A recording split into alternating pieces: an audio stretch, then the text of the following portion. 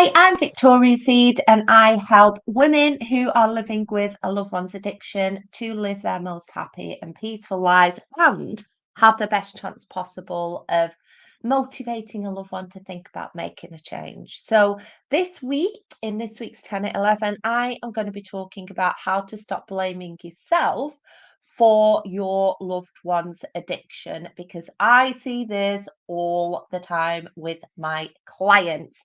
So let's get straight into it. But first of all, there is a link on the screen there. If you're not already in there, please come and join the free community for women who are living with somebody else's addiction. It's called Not My Addiction. You can search that in Facebook and come straight in. So let's get straight into this then. So, how to stop blaming yourself for your loved one's addiction. So, number one, remember that their addiction is not your fault. So, whatever has happened in the past, whatever silly, horrible, guilt-ridden things that you've done, whatever illegal things you've done, like paying off dealers, and then you feel like you've clashed with your own values, for example, their addiction is not your fault. So when somebody else makes a decision to pick up a drug or drink, that's not your fault. It's not even their fault, right? They're not consciously deciding to develop a problem with drugs or alcohol. It just happens. So let go of that guilt, that compassion, that kindness that you feel for your loved one, because otherwise you won't be doing everything you could to try and help them. That applies to you as well. We all make mistakes. Nobody knows how to deal with this unless you get support.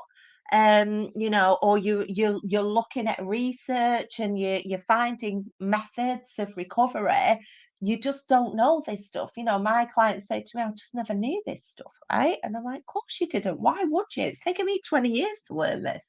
Um, through lived experience, through professional work and skills. So it isn't your fault. I cannot stress that enough. So let it go. Let that stuff go. Number two, when you blame yourself, it actually removes the responsibility to make a change away from your loved one.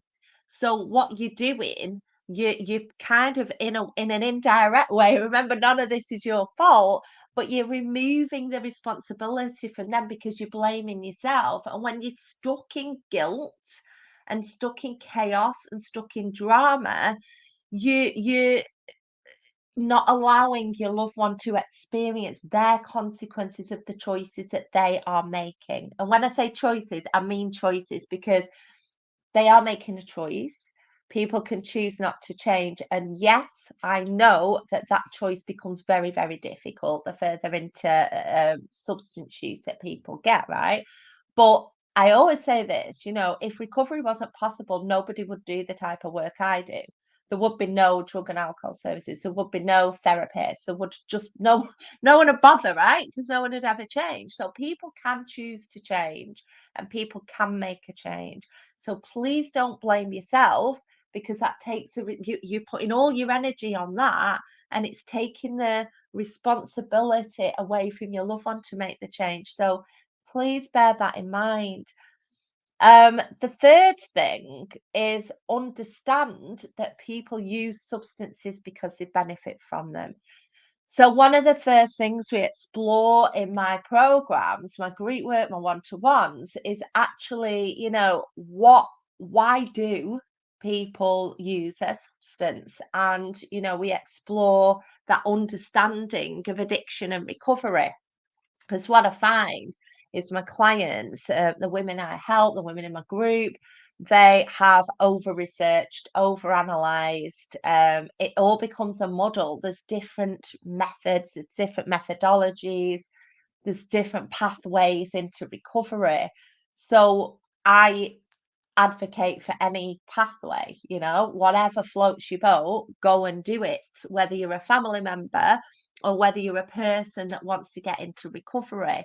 So there isn't just 12 steps, there isn't just counseling, there isn't just therapy, there isn't just me There's loads of other options around. There are free options, there are paid options.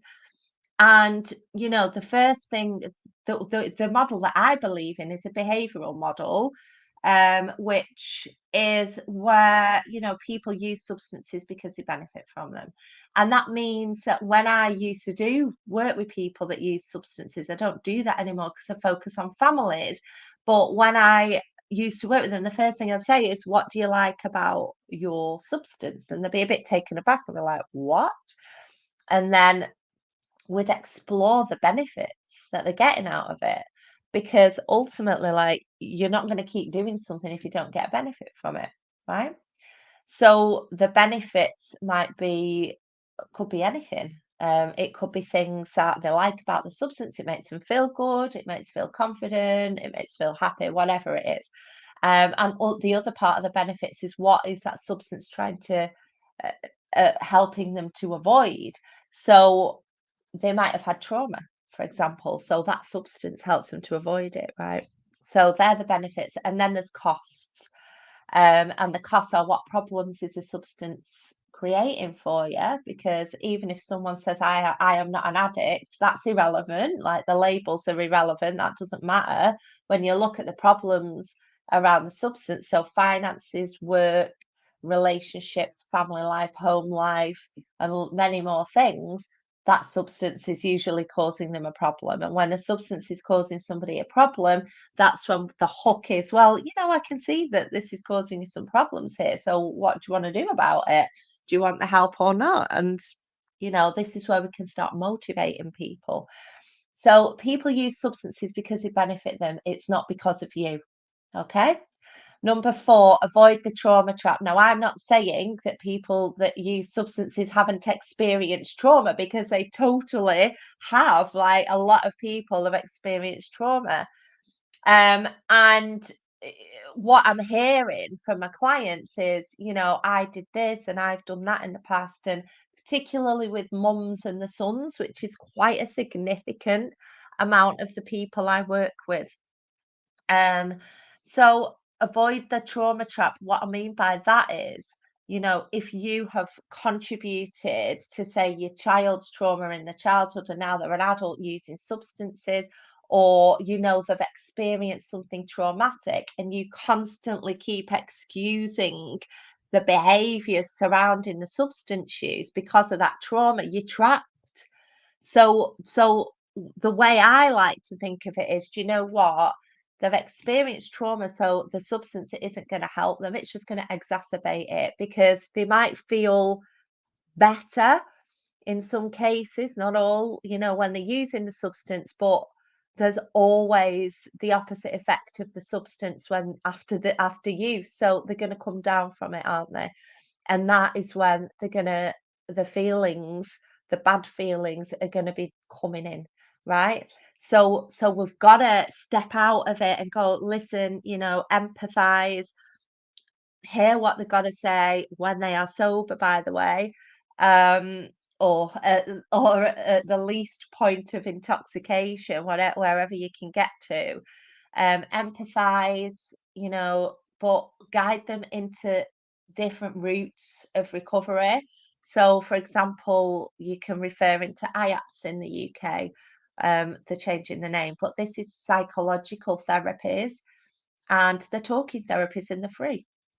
So get this information and say, "Listen, I'm hearing you saying that you're really upset about this situation, or I know that I've contributed to it. I'm going to go and get some help. So how about you look at that? Because the substances clearly aren't helping." Yeah. So avoid that trauma trap. Number 5, be mindful of emotional manipulation tactics. So people that use substances will manipulate, they will tap in to your emotional stuff in order that they can continue their use. So please be mindful of that. And this is something we map out in my work. What temptations are there? What threats are there? And then we look at what they've said they're going to do. If, so, for example, you don't give them money, and we look at whether they've followed through with that, because if they haven't followed it through, 9 times out of 10, that's an emotional manipulation tactic. So They will know what your weak areas are. And if you're blaming yourself for the substance, that will be used. Not with everyone, but with most people, okay? And number six, try and refocus your energy onto the present rather than the past. If you've got anything to apologize for, accept that responsibility. Say, listen, I know this happened when you were young, or I know, you had to live with domestic abuse or whatever it is, and I'm sorry I was in it with you or whatever. I take responsibility. But perhaps we can move on from that and get the help and support that we need, or just apologize because it means the world if you haven't done that already. But then you're freeing yourself up to focus on the future and the present, because when you're stuck there, you're in a trap again and you can't move on, and you're actually probably delaying recovery for yourself and for your loved one as well. So don't forget, if you need help, please come and join the Not My Addiction group. I will drop some links into the comments as well. You can book a call in with me, you can email me, or you can DM me on whatever platform you're watching this. So take care. I hope that's been useful. See you next week.